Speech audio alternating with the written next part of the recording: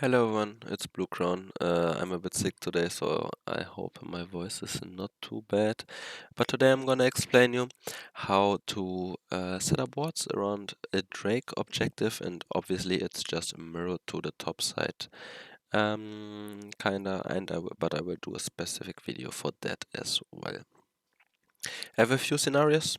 I'm just gonna show you and explain you why to place the wards where and how to play the waves before that. In the first scenario, we have the scenario that you're ahead and you can get mid lane push.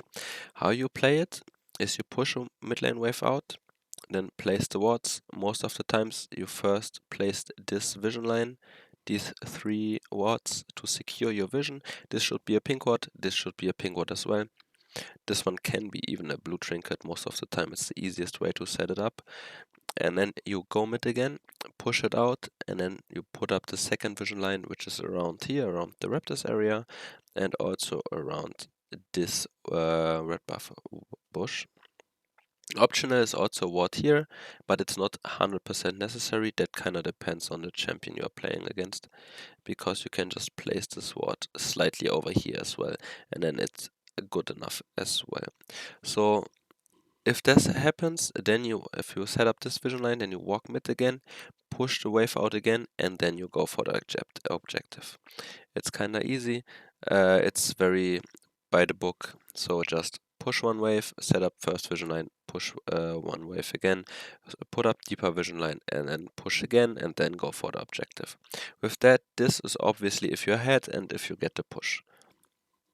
For the second one, this is also for if you are the first team to be on the objective, and not if like this, if you are the second team which will arrive to objective, because in this scenario you're not getting the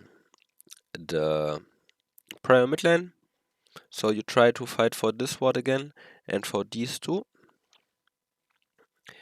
These are just ones you have to like put in if you fight by walking in. So face checking these brushes is hard. You always have a champ, or most of the times you should have a champ that can face check. So he needs to face check these at this area, so you can ward this brush and this brush as well. This one up here can be a blue trinket again as well, just to secure yourself from flanks or see them a lot earlier. This one also already secures you from a flank. So how you play this is you just walk in second. This ward is contestable for you, even if you don't have prior most of the time, since you can just face check this. This should be okay. If you have champs like Jarvan or Syndra or whatever, or Astrid that can just check the brushes, maybe this has to be a blue trinket as well. Then you walk in deeper. After face checking here, you want to place a blue trinket right in between this brush and this brush.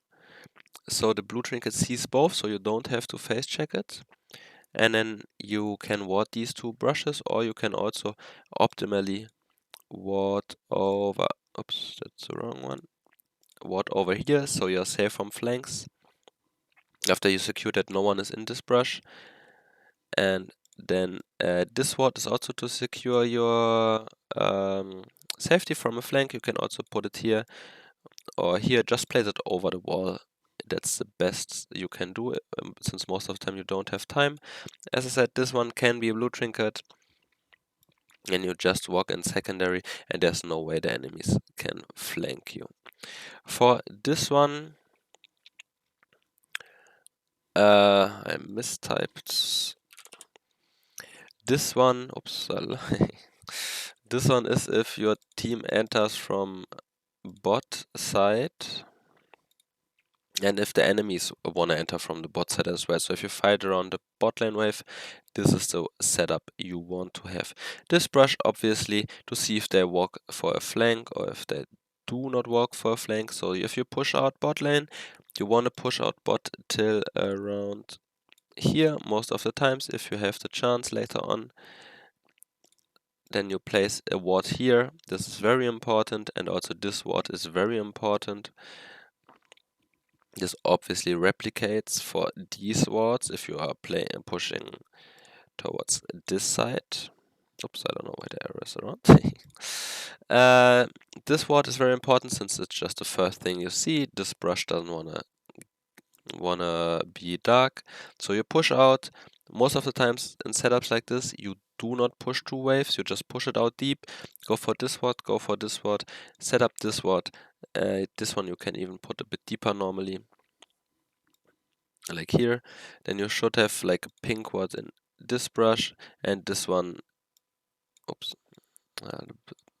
this one can be a normal ward as well. Just this pink ward, this normal ward, this pink ward, this pink ward, and this a normal ward.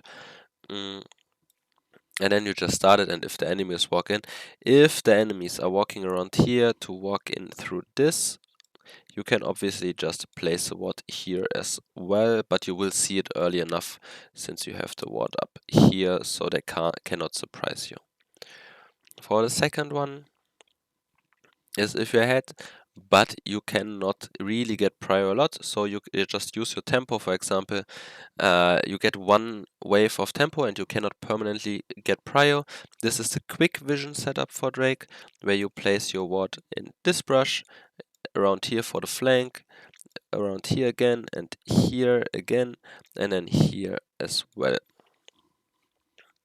This just works if you have tempo, you use your tempo to push out mid lane one time, and then you just walk in, do the quick vision setup, where this one should be a normal ward, this one is a normal ward, this one is a normal ward, this one is a normal ward, and this one is a pink ward as well. And obviously in all of the scenarios I just talked about, you obviously also want a pink ward here, but I think that's the most standard one.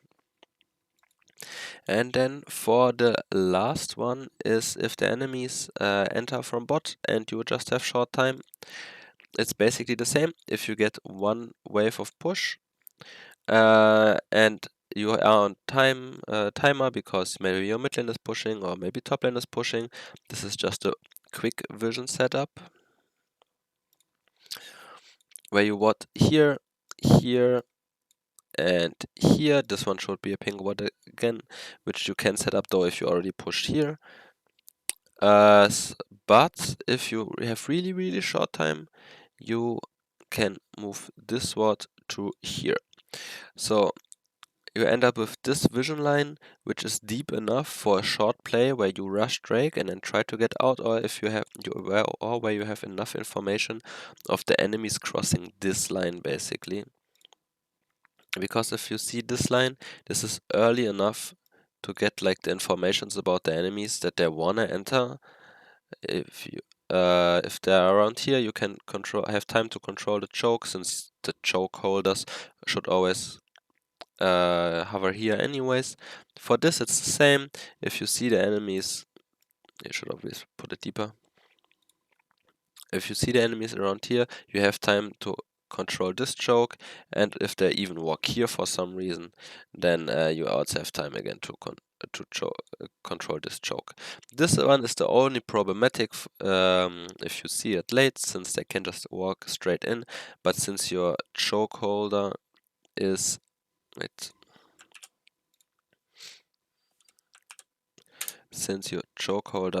most of the time hovering in this area, like Syndra, Orianna, whatever, he has time to go up here, and even go down here, and then your whole team can shift down. For the dragon fights, there is also who wants to do what job. So we go for a fresh start again. I'll just put this away real quick. So if you are first on the Drake, the position who wants to hold the chokes, like Seraph, like Syndra, like Orianna, mid laners, are mostly hovering around this area or this area, depending if you put the Drake up or down. AD carries wanna stand in this area just to hit, but they can still leave. Supports wanna sit in this brush, in this brush, in this brush, or they just wanna share the area with the choke holders. Junglers are obviously on Drake most of the time, and the top laner is wherever he needs to be. It depends on the champion. Like an Ornn should also just be here and hold the choke, try to hold the choke, while a champion like a Ken, for example, wants to be down here in the flank or just be in a flank position. So on the other side, it's basically, so if you enter from into this side, I'm sorry, you want to walk this way as a team or this way. So choke controllers wanna hover here or around here. So flankers can sit here if your team wants to allow it, that enemies can walk into this area where the chokeholder normally would be. With a Ken, for example, it's very common to just sit around here and then just walk in behind the enemies. And also flankers can also walk around here. If you allow the enemies to walk in, it's also a good way to bait it. AD carries want to sit up here or here again, since they just want to hit the Drake, and tanks want to sit here with the choke holders, or just generally stand in front of this, or they can also hold this line right here. This was just a quick overview. I didn't write a script on it because I'm a bit too sick to do that. I hope you still like the video. If you have any questions, just feel free to ask me down in the comments. Leave a like, leave a follow, and see you next time.